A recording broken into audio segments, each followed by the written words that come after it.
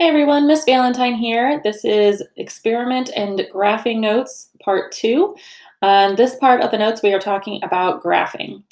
So a graph is just a way to visually represent the data that you collected during your experiment. So it's telling the reader what happened. And it's important to not distort your data. Oftentimes, if there is a bad actor out there trying to distort data, they will use continuation bars to connect two data points that really shouldn't be connected. There's no data in there. There's a strategy of not starting at zero that can sometimes distort the data. And then also creating uneven scales. So I'll actually show you an example of this in a few slides, but where you have not the same amount of increase as you go up the y-axis. That's the common uneven scale that you see. Now, the title for your graph is going to be the same as your experiment, so that's easy. In the case of the example we did, the effect of colored light on plant growth would be the same title for your graph. On the axes, there's very specific things that you need to put there. The x-axis has the independent variable on it, and then the y-axis has the dependent variable on it. So in the future, when we're doing lab reports, you will be making your own graphs, and you will need to put your independent variable on the x-axis, and the y-axis will be where you put the dependent variable. So I recommend holding on to these notes so that when you get to the point where we're running experiments and graphing them, that you can put those in the correct place. Now, both of those need to have their units in parentheses if there are units. So in the case of the colored light experiment, the independent variable, what was changing was the colored light, and that doesn't have units.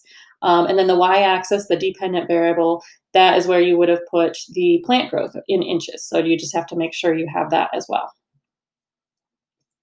So scales, this is what I was getting at with that uneven scales, is you don't want your numbers to be to follow a pattern that is illogical. So in this case, this is not what you want to do. The spacing here on your axes is determining what each of these little ticks represents, and it has to be consistent. So in this case, since it started with 1, 2, you want to go 3, 4, 5. You don't want to change the amount of spacing. Now, logarithmic scales are something you might run into, and that's where it increases by 10 as you move up. And that we will talk about more specifically, more likely when we get to the populations unit.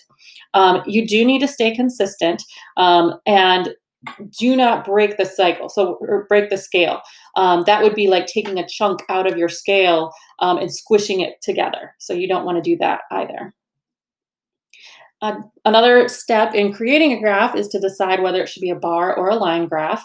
And this depends really on your independent variable. So the independent variable, when it's a continuous range of measurement with regular intervals, that is when you're going to use a line graph.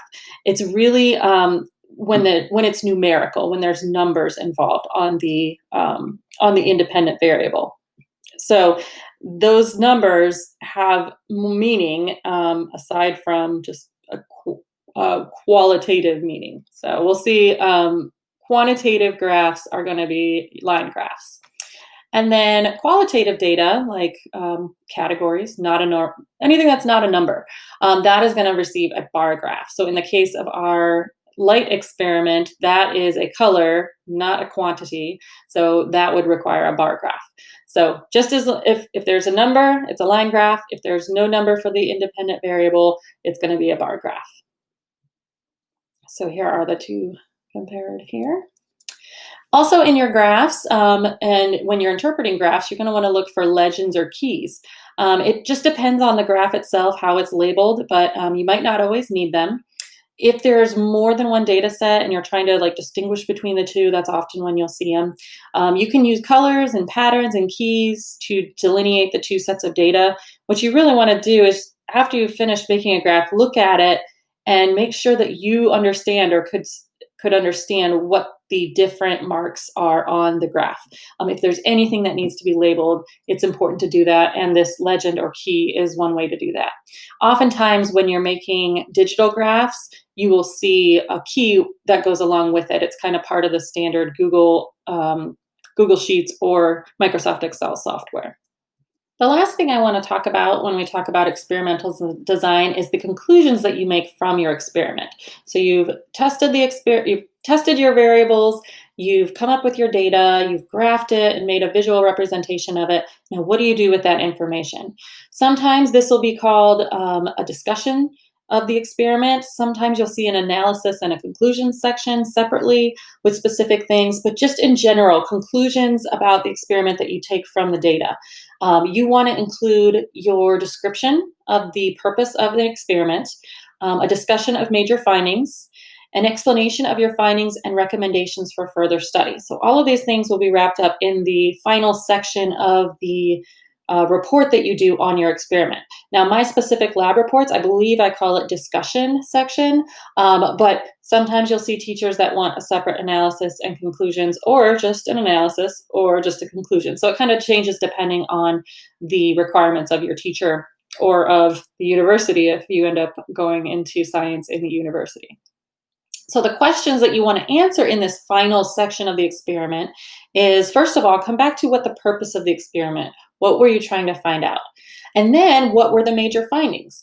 You can go into a little bit more discussion, especially if this is an analysis section. You want to talk about what you saw, why you think you saw that, what are some other things that could have happened. So that can be more of a discussion depending on what your teacher's asking for.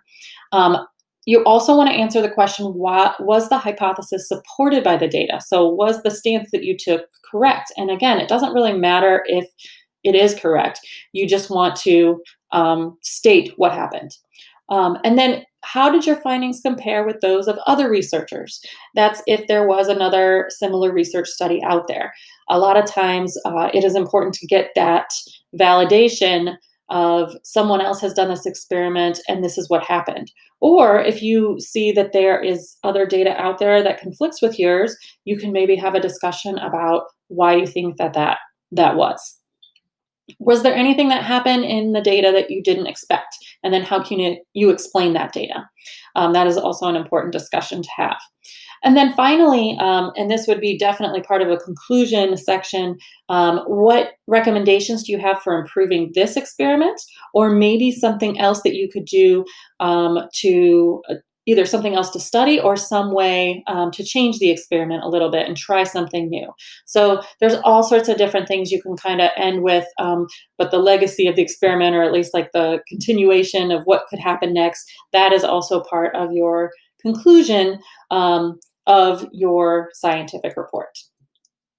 So conclusions from an experiment may include a claim, evidence, and reasoning format.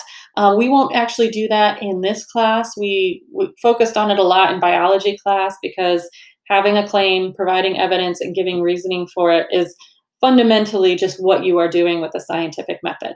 But in the case of our conclusion and our lab reports that you guys are going to see, we will have a little bit different format, and you guys will see that in the coming weeks. Now for these notes, you do not have a summary section to write or any further research to do, so you can go ahead and just submit those on Google Docs.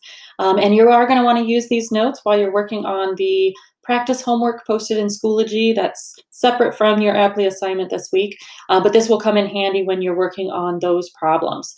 You'll also want to hold on to these notes to use them when you are working on our lab reports later this year. So keep a hold of these notes. Go ahead and submit them in Google Docs. You'll get 5 points just for filling in the blanks for this week, but you don't need to do a summary or anything like that for these. Hopefully that was helpful and you guys get some good practice before you take your quiz this week. Being able to identify the different variables and elements of an experiment, good experimental design, and then also make sure that you are able to interpret graphs well when you go in to take the quiz this week.